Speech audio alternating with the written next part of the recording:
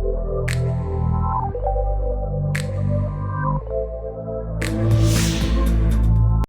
हम क्लास 12 के next chapter पर बात करते हैं।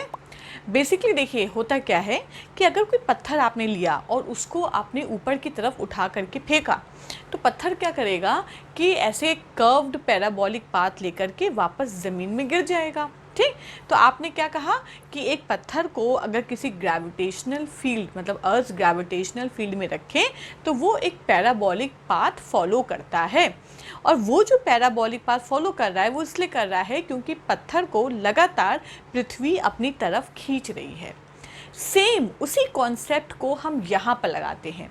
अगर किसी पॉजिटिव चार्ज को उठा करके आप एक यूनिफॉर्म इलेक्ट्रिक फील्ड के अंदर रखते हैं तो वो भी एक कर्व्ड पैराबोलिक पाथ लेगा। क्योंकि इलेक्ट्रिक फील्ड लगातार उस पॉजिटिव चार्ज को अपनी तरफ खींचेगी। ठीक, तो ये हमारा टॉपिक का कंक्लूजन है। अब हमें इसको प्रूव करना है और देखना है कि इसके पीछे की थ्योरी क्या है। चलिए अब हम टॉपिक स्टार्ट करते हैं। आपको पता है कि यूनिफॉर्म इलेक्ट्रिक फील्ड का मतलब क्या होता है। यूनिफॉर्म का मतलब हुआ एक ऐसी इलेक्ट्रिक फील्ड जो एकदम कांस्टेंट हो, मतलब यूनिफॉर्म हो, कांस्टेंट थ्रू आउट, इसको हम यूनिफॉर्म बोलते हैं। तो सबसे पहले हम क्या करते हैं कि एक पॉजिटिव चार्ज ले लेते हैं, लेट से Q, और इस चार्ज का जो मास है, the mass of this charge is small m है। ठीक, ये चार्ज एक वेलोसिटी के साथ मूव कर रहा है, लेट अस से उस वेलोसिटी को हम v मान लेते हैं। ठीक, अब इसको समझने से पहले एक छोटा सा कॉन्सेप्ट इलेक्ट्रोस्टैटिक्स का रिवाइज करेंगे। देखिए इलेक्ट्रोस्टैटिक में हमने क्या पढ़ा था कि अगर इलेक्ट्रिक फील्ड है, ठीक, क्या है इलेक्ट्रिक फील्ड, उस इलेक्ट्रिक फील्ड में अगर एक प्लस Q चार्ज होता है तो उसके ऊपर लगता है इलेक्ट्रोस्टैटिक फोर्स। कितना इलेक्ट्रोस्टैटिक फोर्स लगता है? Q into E। ठीक, और ये जो फोर्स होता है ये इलेक्ट्रिक फील्ड के डायरेक्शन में होता है, मतलब ये वाला फोर्स इस Q चार्ज को इलेक्ट्रिक फील्ड के डायरेक्शन में ही मूव कराएगा। ये हमने इलेक्ट्रोस्टैटिक्स में पढ़ रखा है। ठीक, अब इसी को कंटिन्यू करते हैं। देखिए सबसे पहले तो यूनिफॉर्म इलेक्ट्रिक फील्ड बना लीजिए। कैसे बनाएंगे? एक पॉजिटिव प्लेट ले लीजिए, ठीक है, और उसके ऊपर एक नेगेटिव प्लेट ले लीजिए। ये यहाँ से यहाँ तक जो इसके बीच में फील्ड प्रोड्यूस होगा वो कौन सी फील्ड प्रोड्यूस होगी? इलेक्ट्रिक फील्ड प्रोड्यूस होगी। और आप देख ही रहे हैं कि कैसी है ये यूनिफॉर्म इलेक्ट्रिक फील्ड है। क्यों? क्योंकि इसकी electric lines of forces parallel हैं। अब हमने क्या किया, एक चार्ज लिया प्लस Q जिसका मास था m और उसकी जो वेलोसिटी है वो आपकी v है। ये चार्ज जैसे ही इस इलेक्ट्रिक फील्ड के अंदर एंटर करेगा तो इस चार्ज के ऊपर लगेगा फोर्स। ठीक, ये वेलोसिटी इस डायरेक्शन में है, इसका जो फोर्स लगेगा, देखिए उसी थ्योरी पर वापस आइए, फोर्स जो लगेगा इस पर वो किस डायरेक्शन में होगा? वो इलेक्ट्रिक फील्ड के डायरेक्शन में होगा, और वो चाहेगा कि ये जो प्लस Q चार्ज है वो इलेक्ट्रिक फील्ड के डायरेक्शन में मतलब नेगेटिव प्लेट की तरफ मूव करे। ठीक है, अब आप देखिए ये जो फोर्स इस पर अप्लाई होगा वो कौन सा होगा? Q इंटू E होगा। ये फोर्स इसके ऊपर लगेगा। ठीक है, अब ये जो वेलोसिटी है, वेलोसिटी का डायरेक्शन अगर हम देखें तो वेलोसिटी मूव कर रही है x डायरेक्शन में, और फोर्स जो लग रहा है वो लग रहा है y डायरेक्शन में। ठीक, x डायरेक्शन में कोई भी फोर्स नहीं लग रहा है, मतलब अगर इस x डायरेक्शन की बात करें तो फोर्स इस डायरेक्शन में क्या है? ज़ीरो। और हमने न्यूटन सेकंड लॉ में क्या पढ़ा है कि जिस भी बॉडी पर फोर्स नहीं लगता है उस बॉडी का एक्सीलरेशन क्या हो जाता है? ज़ीरो। अगर एक्सीलरेशन ज़ीरो हो जाता है मतलब उस बॉडी की वेलोसिटी चेंज नहीं होती है। चेंज इन वेलोसिटी क्या हो जाती है? ज़ीरो हो जाती है। मतलब ये चार्ज की जो भी वेलोसिटी है वो वेलोसिटी जो है वो कांस्टेंट रहने वाली है। ये जो v है ये हमेशा आपको क्या रहने वाला है?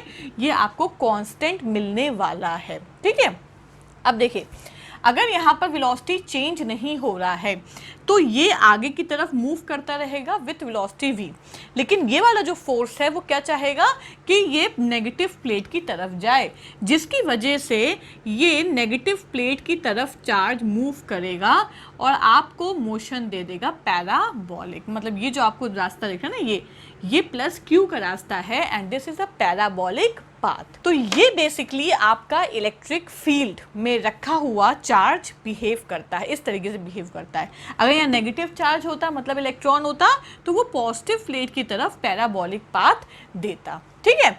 अब बेटा अगर हम एक्स एक्सिस की बात करें, यहाँ पर हम एक्स एक्सिस की बात करेंगे तो फोर्स 0 है, एक्सीलरेशन 0, चेंज इन वेलोसिटी हो ही नहीं रही है।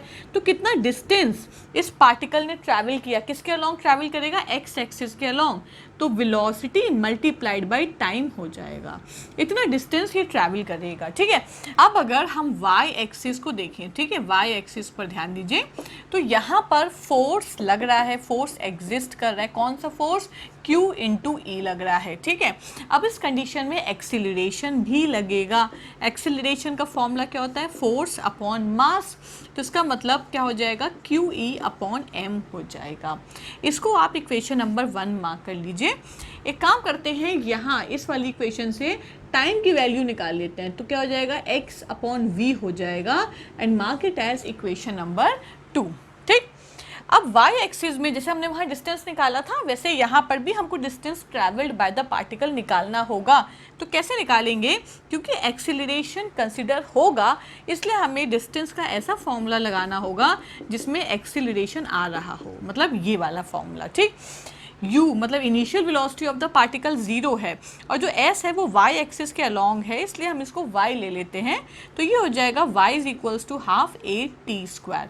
अब देखिए फ्रॉम इक्वेशन 1 एंड 2, अगर आप 1 वाली इक्वेशन देखिए ये, तो यहाँ a की वैल्यू QE अपॉन m है, और 2 वाली देखें तो टाइम की वैल्यू x अपॉन v है।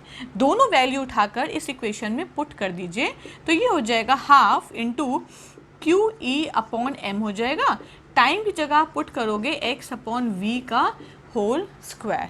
थोड़ा सॉल्व कर लेते हैं, तो y की इक्वेशन देखिए क्या आ जाएगी, QE x² upon 2m v²।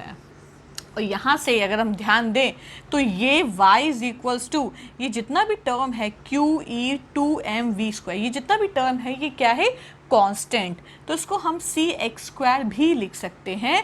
और ये किसकी इक्वेशन है, this represents a parabolic path, मतलब ये आपकी पैराबोला की इक्वेशन है। So this is the formula for the displacement of the particle along y axis. ठीक। अगर हम इसी फॉर्मूले को काइनेटिक एनर्जी के टर्म्स में निकालें तो देखिए क्या होगा। यहाँ पर हम निकालते हैं काइनेटिक एनर्जी के टर्म्स में, अगर हमें इसी फॉर्मूले को निकालना है तो y इज इक्वल्स टू, यहाँ पर mv² है।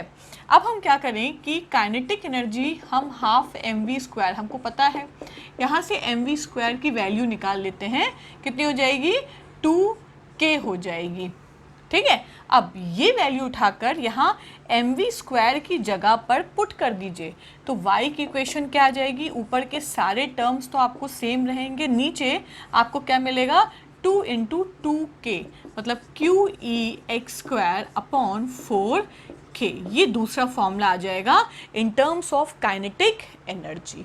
अब अगर हम चार्ज को इलेक्ट्रिक और मैग्नेटिक दोनों फील्ड में रखते हैं तो देखते हैं उस पर कौन सा फोर्स लगेगा। तो चलिए नेक्स्ट टॉपिक की तरफ बढ़ते हैं। तो सेकंड पार्ट में हमने चार्ज को उठाकर इलेक्ट्रिक और मैग्नेटिक दोनों फील्ड में रखेंगे। ठीक है।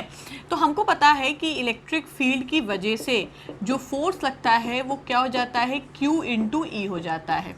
ये क्या क्रिएट करता है चार्ज में, ये पैराबोलिक पाथ क्रिएट करता है। ठीक है। अब इसकी खासियत है इस फोर्स की कि ये फोर्स चार्ज में तब लगता है या तो चार्ज आपका रेस्ट में हो या फिर चार्ज आपका मोशन में हो, मतलब दोनों ही स्टेट में आपका इलेक्ट्रोस्टैटिक फोर्स उसमें अप्लाई किया जा सकता है। अब हम आते हैं मैग्नेटिक फील्ड की तरफ। तो मैग्नेटिक फील्ड में जो फोर्स लगता है वो होता है QV cross product with magnetic field. ठीक। इसको हम बोलते हैं मैग्नेटिक फोर्स। ये आपका हो गया मैग्नेटिक फोर्स। ठीक। और ये क्या करता है, अगर वेलोसिटी और मैग्नेटिक फील्ड परपेंडिकुलर हो तो ये आपका सर्कुलर मोशन क्रिएट करता है। ठीक है। जो आपका चार्ज है वो सर्कुलर घूमने लगेगा। उसके अलावा ये उसी चार्ज पर लगता है जो चार्ज सिर्फ और सिर्फ मोशन में हो। तो ये 2 पॉइंट बड़े इंपॉर्टेंट है। ये क्लियरली आपको बता रहे हैं कि चार्ज को इलेक्ट्रिक फील्ड में रखोगे तो पैराबोलिक, ठीक। मैग्नेटिक फील्ड में रखोगे तो सर्कुलर मोशन, अगर वेलोसिटी और मैग्नेटिक फील्ड परपेंडिकुलर है तो, अगर नहीं है तो हेलिकल मोशन। भाई इतना तो आप होपफुली याद कर सकते हैं, ठीक। अब हमें क्या करना है कि इन दोनों को कंबाइन कर दें, मतलब इलेक्ट्रिक फील्ड भी है मैग्नेटिक फील्ड भी है, तो दोनों फोर्सेस चार्ज के ऊपर लगेंगे, तो जो टोटल फोर्स आपको मिलेगा वो हो जाएगा आपका QE plus magnetic force QV cross B, और इस टोटल फोर्स को हम बोलते हैं लॉरेंट्ज फोर्स। इसके बारे में मैं ऑलरेडी पहले भी डिस्क्रिप्शन दे चुकी हूँ, लेकिन अब मेरे ख्याल से आपको ज़्यादा अच्छे से क्लियर होगा। तो लॉरेंट्ज फोर्स एक ऐसा फोर्स है जो चार्ज पर तब अप्लाई होता है when the charge is placed in electric field and the magnetic field. तो it is the superposition of electrostatic force and the magnetic force. अब इस लॉरेंट्ज फोर्स की कंडीशन क्या है कि तभी अप्लाई होता है जब इलेक्ट्रिक फील्ड और मैग्नेटिक फील्ड आपस में परपेंडिकुलर हों, मतलब ये दोनों परपेंडिकुलर होने चाहिए। अब बेटा ध्यान दो, परपेंडिकुलर होने की तो कई कंडीशंस हैं, मतलब देयर आर मेनी वेज कि ये दोनों आपस में परपेंडिकुलर हो, मतलब ये ऐसे भी परपेंडिकुलर है, ठीक। ऐसे सामने की तरफ अगर इस पेन को हम पीछे कर दें तो ये भी परपेंडिकुलर है, ऐसे ये भी, हर ये चारों तरफ से परपेंडिकुलर है। अब इसी में एक छोटा सा केस बनता है, उस केस के बारे में चलिए हम बात करते हैं। केस ये है कि अगर आपका इलेक्ट्रिक फील्ड मतलब इस डायरेक्शन में है, आपने अगर इलेक्ट्रिक फील्ड क्रिएट किया है इस डायरेक्शन में, कैसे क्रिएट होगा, यहाँ पॉजिटिव प्लेट हो, यहाँ पर नेगेटिव प्लेट हो, तो ऊपर की तरफ इलेक्ट्रिक फील्ड हो जाएगा। तो मैग्नेटिक फील्ड का डायरेक्शन इस तरीके से हो कि मैग्नेटिक फील्ड की वजह से जो मैग्नेटिक फोर्स लग रहा है वो फोर्स और इलेक्ट्रोस्टैटिक फोर्स आपस में ऑपोजिट हो। बड़ा कंफ्यूजन क्रिएट कर दिया ना। चलो देखते हैं। पहले सबसे पहले देखो, इलेक्ट्रिक फील्ड ऊपर की तरफ है, तो बताओ बेटा फोर्स किस तरफ लगेगा, किसी भी चार्ज पर ऊपर की तरफ लगेगा। आपको क्या करना है कि जो इलेक्ट्रोस्टैटिक फोर्स है और जो मैग्नेटिक फोर्स है वो ऑपोजिट होने चाहिए, मतलब मैग्नेटिक फोर्स किस डायरेक्शन में होना चाहिए, नीचे की तरफ होना चाहिए, और उसके लिए जो मैग्नेटिक फील्ड का डायरेक्शन होता है वो होता है आउट ऑफ द प्लेन। अगर हम मैग्नेटिक फील्ड का direction out of the plane बनाते हैं, मतलब डॉट से रिप्रेजेंट करेंगे तो ये हो जाएगा आउट ऑफ द प्लेन, ठीक है। मैग्नेटिक फील्ड का अगर हम डायरेक्शन बनाया तो ध्यान दो, एक प्लस क्यू चार्ज हम लेकर के आए, इसकी वेलोसिटी इस तरफ है, फ्लेमिंग्स लेफ्ट हैंड रूल लगाएंगे, लेफ्ट हैंड रूल लगाया, ऐसे आपने किया, मैग्नेटिक फील्ड बाहर की तरफ है तो मेरी 4 फिंगर बाहर की तरफ पॉइंट करेगी, तो बताइए अंगूठा किस तरफ पॉइंट करेगा, नीचे की तरफ। तो जो मैग्नेटिक फोर्स होगा इस चार्ज पर लगेगा वो नीचे की तरफ पॉइंट करेगा, मतलब ये आपका फोर्स हो जाएगा मैग्नेटिक फोर्स, ठीक। तो ये देखिए इक्वल और ऑपोजिट डायरेक्शन में लग रहे हैं, और ये जो इलेक्ट्रिक फील्ड और जो मैग्नेटिक फील्ड होती हैं अगर ये आपस में क्रॉस्ड बनाई गई हैं, मतलब जो ई क्रॉस्ड जो मैग्नेटिक और इलेक्ट्रिक फील्ड होती हैं, इसको बेटा हम कहते हैं वेलोसिटी सेलेक्टर। कैसे वेलोसिटी सेलेक्टर बन जाता है, मतलब वेलोसिटी कैसे सेलेक्ट करेगा, देखिए अगर ये दोनों इक्वल ऑपोजिट डायरेक्शन में हैं तो हम क्या कह सकते हैं कि जो QE है वो QVB के बराबर हो जाएगी। वैसे तो फुल फॉर्मूला होता है QVB साइन थीटा, पर थीटा यहाँ पर कितना है 90 डिग्री, क्योंकि वेलोसिटी और मैग्नेटिक फील्ड का एंगल कितना है 90 डिग्री, ठीक। तो Q और Q कैंसिल आ जाएगा, तो वेलोसिटी का फॉर्मूला हो जाएगा E/B। मतलब ये खाली this is the only velocity of a particle जो इस मैग्नेटिक और इलेक्ट्रिक फील्ड में रखा जाएगा, लेकिन उसके ऊपर कुछ भी डिफ्लेक्शन नहीं होगा, मतलब ये पार्टिकल कैसा चला जाएगा, अनडिफ्लेक्टेड, अगर उसकी वेलोसिटी E/B है तो। अगर इसके अलावा पार्टिकल की वेलोसिटी आप कुछ भी रखते हो तो वो 100% डिफ्लेक्ट हो जाएगा, ठीक। इसी वजह से जो क्रॉस्ड इलेक्ट्रिक और मैग्नेटिक फील्ड का ओरिएंटेशन हमने बनाया है उसको हम बोलते हैं वेलोसिटी सेलेक्टर, क्योंकि वेलोसिटी को सेलेक्ट करता है कि यही वेलोसिटी अनडिफ्लेक्टेड होगी, बाकी वेलोसिटी डिफ्लेक्ट होगी। तो ये हमारा आज का टॉपिक था इलेक्ट्रिक और मैग्नेटिक फील्ड। होपफुली बच्चों आपको समझ में आया होगा। अगर कोई डाउट्स हो तो do mention on the comment box and do subscribe the channel.